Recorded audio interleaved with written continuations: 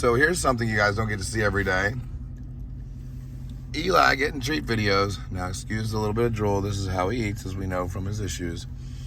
And he is definitely enjoying it, right, Eli? Look, oh, don't touch it, Dad. It's all mine.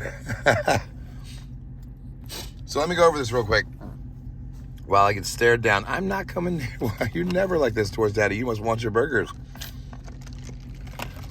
So as you watch him, it does take him a little longer. He finds out how to do it. I'll try to go over, oh goodness, the results from his neurological consult. So we were looking at two different things. Number one, obviously brain related. Number two, mechanical, having to do with his jaw and his mouth.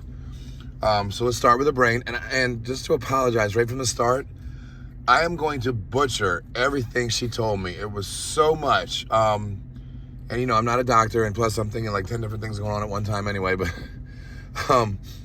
so the first thing is, excuse me, everything about him, I just had my lunch too, so you're gonna have to forgive me. I'm not being very, what do you call it? I'm not being very polite. But you know, the first thing when it comes to his, hold on, sweetheart. Oh my goodness, no. Oh no, oh gosh, goodness. You never do this. I love it. All right, so the first thing is with his brain. Everything about his right eye drop, his right tilt in his head, and what was the other thing she said? There's another thing it has to do with when you actually were, if I were to look at you guys and I were to put my face up to your, or hand up to your face real fast, you have the ability to blink. And if you knew I wasn't going to hit you, you wouldn't blink. So dogs don't have that ability apparently to differentiate whether you're going to intentionally do it or not. So they should instinctively blink all the time. He does not, so that shows like some disconnect or somewhere. And all of this is rear brain related. So the trauma to the rear brain is real. It's legit. It's partially causing what's going on with him. And remember, this big part that we're worried about is the inability for him to open his mouth completely. And that would have anything to do with eating, drinking, yawning, biting, licking. It affects all of this. And as you guys know in the beginning, we were having issues with the food he was eating. He was having issues swallowing it. It was getting stuck in his mouth for days on end and was actually starting to rot. And so we were worried it was causing abscesses, you know, and I washed his mouth out. And of course, this was in the beginning. We got it all squared away to where we figured it out and we fixed it. But we want to get to the bottom of the problem. So the second part of this would be, is it mechanical? And now I just had everybody look at him.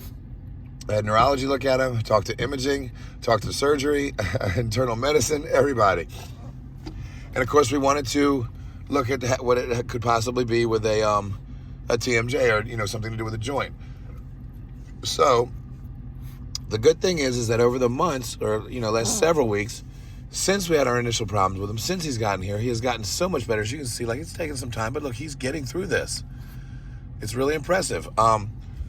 So while he's not normal, he is improving. And even the neurologist said, wow, she's really impressed with how he's coming along. And she follows along with the videos here and there. So she's kind of aware of what's going on already. And she says that the care we've given him has been incredible. Like, the supportive care has been really working well. So our options here are to do both a CT scan, which would be for the skull. I love it. He's never acted like this towards me, so that's why I'm having so much fun with it. Like, you really think I'm going to eat your foods, buddy? Because normally we give him his plate and we keep him isolated and he eats it privately so I can understand. And of course, he hasn't come out much for treats. So anyway, we can do a CT scan. That's for the jaw. We're looking for minor fractures and all that kind of stuff. But even the CT scan won't for both the skull and the jaw, excuse me. Even that won't be as thorough as an MRI. So for differing reasons, one for rear brain, one for the skull and everything, both of these would need to get done. To do both, we're talking about being under anesthesia for well over 2 hours. That in itself presents a problem because, as you guys know, he can only open his mouth so much, so they'd be afraid they could not get a breathing tube down in there to keep him, while he's under anesthesia, being able to breathe. So that presents another problem. And then what are we getting to the bottom of by doing this? Sure, we can start to find out the possibility of, okay, is it brain trauma, kind of like a CTE thing, concussion style thing, you know? Or is it, is it more of the TMG thing? She gave me an example of dogs that have had this kind of issue or whatever. That it could also be muscle related, the muscle stretch for whatever reason in the mouth for a period of time. But anyway, what happens at the bottom, getting to the bottom of all this? Well, that's exactly the problem. What does happen? What can you fix out of all that? We talked to the surgeon about the possibility of something to do with TMJ, excuse me. And he just said, I've had no real luck trying to relax the muscles to where things could start to work even better. So even if we get to the bottom of this and determine what it is, I don't think there's any real course of action that's going to improve, more than what we're already doing with him. And in fact, it could be actually very dangerous to even put him through any of this.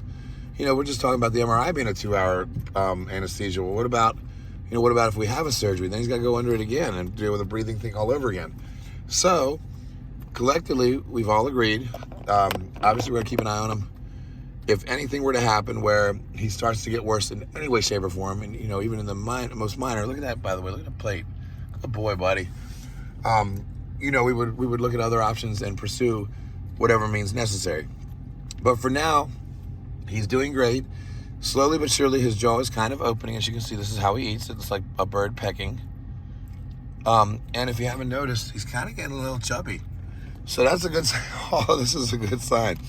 He's outgoing. He's happy. He's friendly. He's in a way, he's actually kind of obnoxious and a bully. He's always bullying the other dogs. And they put up with it, which is great.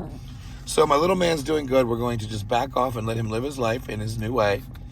Unless, God forbid, anything were to come up that's, detrimental to him. And then, of course, we'll take every action necessary. But at this point, we're just going to let him live and, hope things keep progressing the way they do. So I'm very happy for this result with Eli.